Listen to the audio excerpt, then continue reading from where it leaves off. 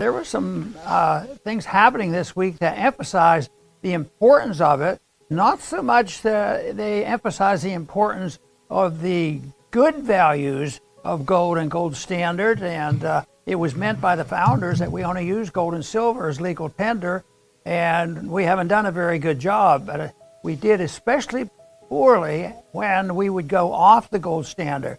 There's always mischief before they're forced to go off the gold standard, and always mischief when they use the gold standard to manipulate the markets or service as special interests like the military-industrial complex.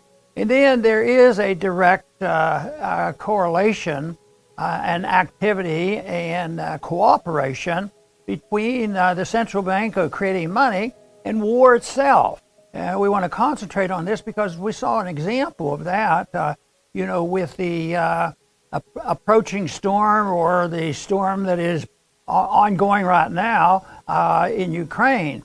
Under ordinary circumstances, if we had decency in government and we didn't have fiat money, and there weren't these political organizations like NATO, United Nations stirring up trouble and sound money, we wouldn't have had any news about gold and war this week. But because we are now seeing the consequence of those bad policies, it became very significant, and there was a bit of an explosion on this. Gold is back at its all-time high right now, and stocks are down. And then there was both the economic reasons for that, and there's also a war reason. The threat of war, or a war going on, always is looked at by gold. And right now, of course, gold has been I consider in a bull market now since 2016, and it's going to go no matter what, which means there's a bubble out there. It's not so much that gold's in a bull market as much as the purchasing power of gold is in a bear market, and the so-called price is going up. So that was exciting. I think that the transitory, we've given them enough time, but they still talk about it. I read something this morning of a writer about it. He said, nope, he's always been a believer that it's transitory, and this is just a reflection of what went on with COVID. And now that COVID is getting over, this is all going to go away. I don't agree with that. So I do want to spend some time with this, and I know you have a good understanding about gold and silver. So what two time elements to this? Sometimes they undermine the gold standard just to have their welfare warfare state and prepare for this. And other times a war breaks out, and then one of the first things they do is suspend the gold standard. But I was born in 1935, so a year before my birth. I don't remember this, of course. But in 1934 was the time when Roosevelt had just taken office, and he closed all the banks down and suspended the use of gold. But by 1934, he made it illegal to own gold. So was it because there was runaway inflation at the time? No, they were in a depression and prices were down, so there was no price inflation going on.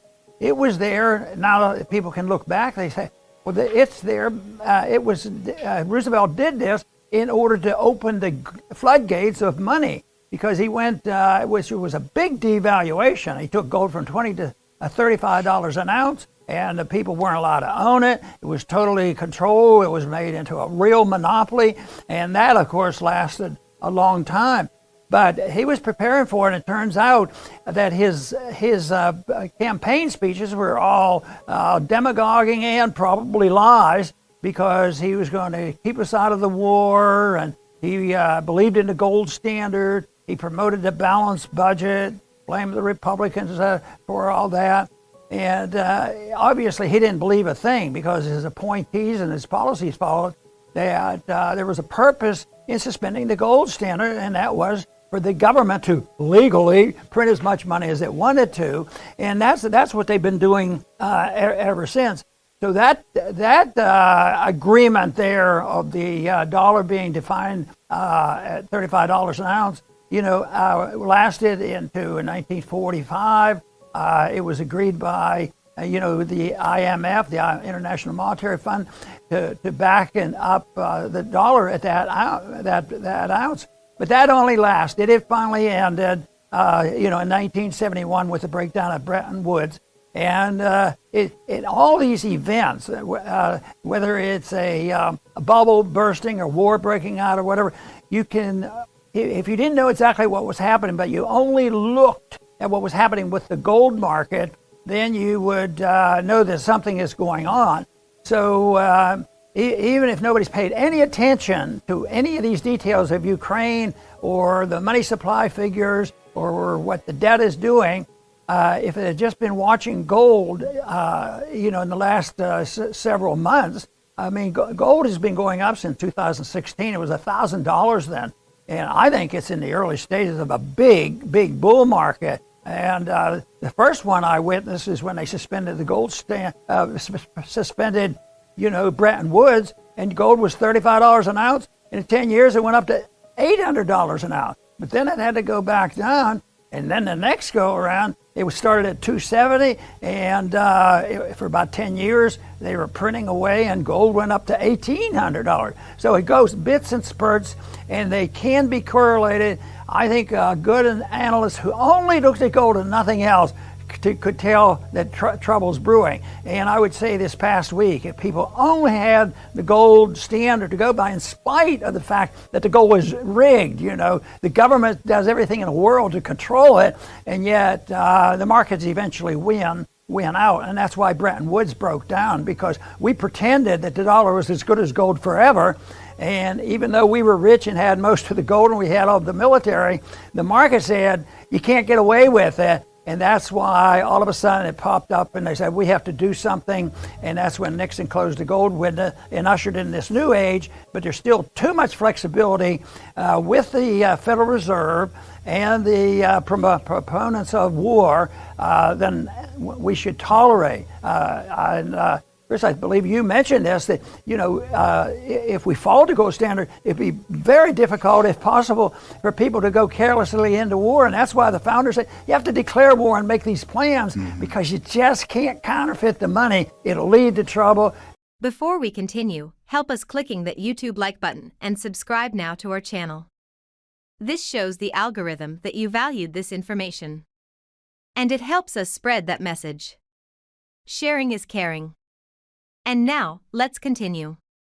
Do you want to know one thing about crypto? I made over 3,000% in profit in a few weeks. Fact is, the traditional financial system, the traditional money system makes you poor, not rich. If you want to earn $500,000, $1 million, you have to wait until you're 50, 60, 70 in the traditional financial system, and you probably will still be broke. And you will be old. This is not a sexy combination, as you can imagine. But the question is, how can you start in crypto and make these profits? Where to invest? Where to start? My name is Gunnar and I'm from Germany, as you can hear, and things are a little bit different in Germany. More about that later on. Fact is, there are lots of different cryptocurrencies. It's a gigantic universe where beginners and professionals get easily lost. But there is light at the end of the tunnel. There are 7 key steps you need to follow to become successful in this market. You have to know them, and if you fail one of them, it's literally impossible to succeed in this market. Just an example, one of the key points is your exchange, and one of the biggest are, for example, Binance and Coinbase. These are trusted and well-established exchanges, but, and this is a big but, you won't find the super profitable coins on those exchanges. The unknown super profitable coins that get gigantic profits are not traded on those kind of exchanges. They are traded on much smaller insider platforms that are barely known. And I can tell you what those super secret exchanges are and why they are so profitable. And another super important thing are the right information sources. The point is, the internet is gigantic. There are hundreds and hundreds of YouTube channels, blogs, pages, and much, much more. And there are also market makers and influencers. For example, Elon Musk, he is not a crypto guy, but the moment he recommended Dogecoin, it went through the roof, to the moon, so to say. But why did he recommend it? Where did he hear it from? He didn't hear it from newspapers. And believe me, he is listening to someone. But you have to know who, and you have to react before he is reacting. This is really, really important. And these are only 2 of the 7 steps you have to follow in order to be successful in crypto. And if you want to know all of these steps in much more detail, and if you want to have a comprehensive checklist, here's what you should do. There is a link below this video. Click on this link and you will get the opportunity to subscribe to my channel. Click on the link and you will see a video where I explain the next steps. So see you soon. Click on the link now. I'll see you there.